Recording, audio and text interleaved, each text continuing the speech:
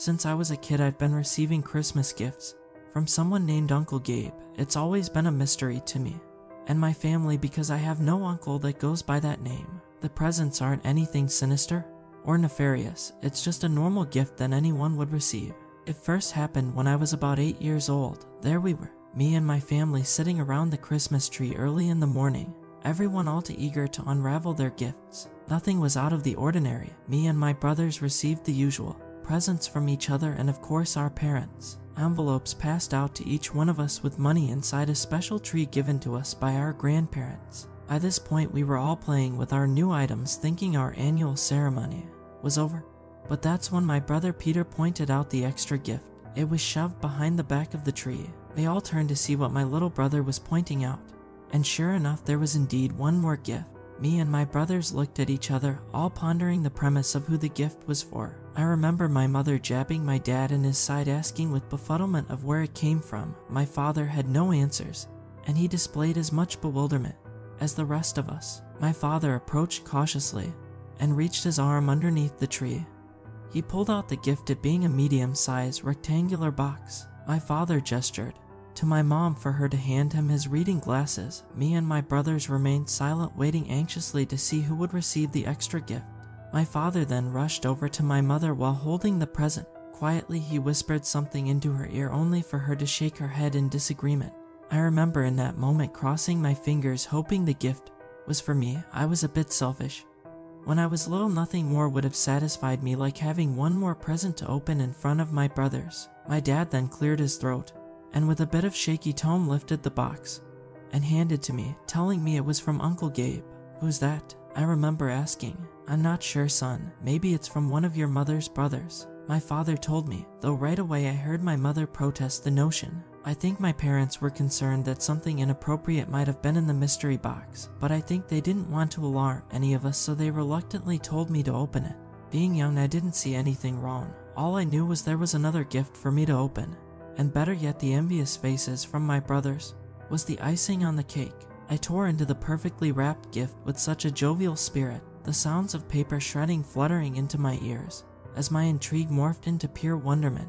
My eyes were fixated on every movement my small hands were making while my entire family circled around me, their eyes penetrating through the back of my head. Sharp gasps awed out of the mouths of my brothers because to all of our astonishment the gift was a brand new Nintendo, the original, and back then it was a present that was usually reserved for families that had money, which we didn't. It was the whole kit. It came with the NES Zapper and the combo game Duck Hunt and Mario. A small note was attached inside. The handwriting was poetic, beautifully written, something you would see done by some master calligrapher. "Enjoy Duck Hunt, it's quite the game," Uncle Gabe it read. I was all too enthralled with the present to notice the argument that was unfolding behind me. My parents debated if this were some mistake, maybe the gift was for some other family, that something this expensive couldn't have been for us. Right away my brothers tried to wrestle the box away from me, and quickly we all got into a bit of a scuffle trying to claim ownership over the game system.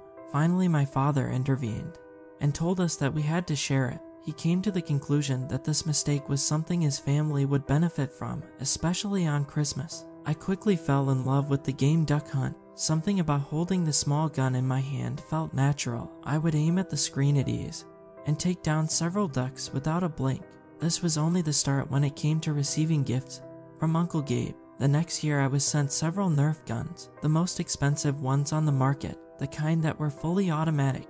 I was sent several, enough for me and my brothers to play together, as the year prior it too came with a small note. "Practice makes perfect, Uncle Gabe." It remained a mystery, but my father took the gifts thinking it was some error done by a delivery service, or in his mind bet it was a mistake by some entitled rich person. He had a bit of disdain for the wealthy, always thinking it was their fault that he had made the wrong life choices. As the years passed, the gifts piled up, each one outdoing the last, at least in cost value. Much to my father's delight, all the gifts were accompanied by a small note written by Uncle Gabe himself.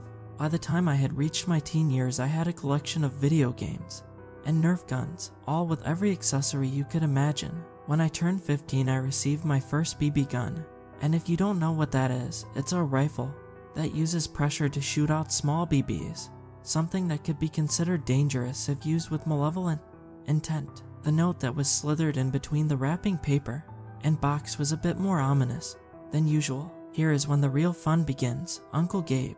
This is where my father drew the line. The presents went from harmless to mischievous. He didn't want to take any chances at his boys hurting each other. To be honest, I was disappointed. I was all too enthralled in the nature of guns, practicing with virtual weapons, and Nerf ones no longer satiated my hunger. Though I dare not argue with my father, instead I remember waiting for him to throw out my new rifle in the dumpster only for me to retrieve it once everyone was asleep.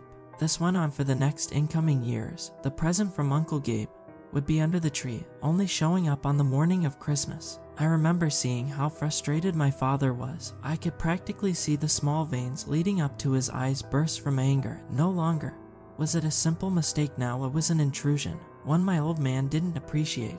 He once again threw away the present before I even had a chance to open it. My brothers at this point lost all interest in the mystifying puzzle. It really only came down to my parents and me. Like the year before, I had to wait for my parents to fall asleep, and then I went to retrieve the gift from the dumpster. This time it was heavy. I knew right away that this was going to be a good one. As I tore into the gift, I had the odd sensation of being watched. The hairs on the back of my neck stood firm, and I turned in all directions thinking I had been caught, but there was no one. This time it was a welding kit, something that took me by surprise. It was for beginners. All the essentials were there, a small booth with a welding kit and a few metals. I didn't know what to think. I had never shown any interest in crafting my own metals, so as usual I opened the small note that came attached.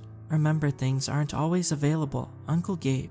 I lived with my parents for a few more years before moving to a new city because of work. I remember having to hide the gift from Uncle Gabe before my parents would see it, and much to their thrill, the mysterious gifts had halted, and all reassurance of any sinister unraveling was unbeknownst to them. As I grew into the man I would become, the presents kept coming, and I remember pondering if there would ever be an end. Would the gifts still arrive long after my own demise? Would my kids then receive them? These were questions I wanted answered. I needed to communicate with whomever was Uncle Gabe.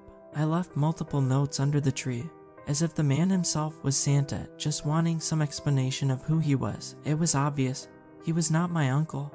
But what did he expect of me? I never got a response. I just continued receiving gifts from the man. Some years it was knives with a sharpening kit, and other times it was a bow, an arrow. At my age, I was already too engulfed in the idea of weaponry, and even without Uncle Gabe's gifts I built up quite an artillery. I owned several handguns along with plenty of rifles. If anything, it was because of Uncle Gabe did my fascination with weapons grow. This Christmas was a bit different than normal. As usual, I received Uncle Gabe's gift underneath the tree. I opened it without any hesitation, but the box was empty. Nothing was inside, nothing other than the usual note, and this one left me a bit perturbed. It's almost time. Uncle Gabe.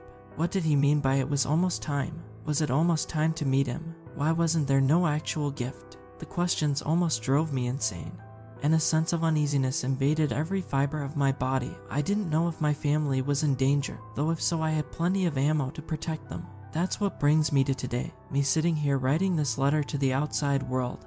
If there is still one. I received one more present from my Uncle Gabe. It wrapped as beautiful as the first one I had received. It's shining brighter than the moon itself. But this time there was no tree. It was no longer Christmas. Instead it was New Year's Day. I found it carefully placed on my dining room table, my curiosity bursting through my mind, understanding this was something new. I was a bit hungover from New Year's Eve, my head throbbing, and my throat dry. My wife was still asleep. There was no one to stop me from opening it. This present that was more mysterious than the first one I had received. I tore into the wrapping, shredding it without any concern. Per usual, a small note laid inside. Before reading it, I opened the box, the scent of metal inundating my nostrils. I couldn't believe my eyes. It couldn't be what I thought it was. I then turned my attentions to the small note, the words sending chills down my spine. It was simple. It was menacing. It read, "Survive, Uncle Gabe."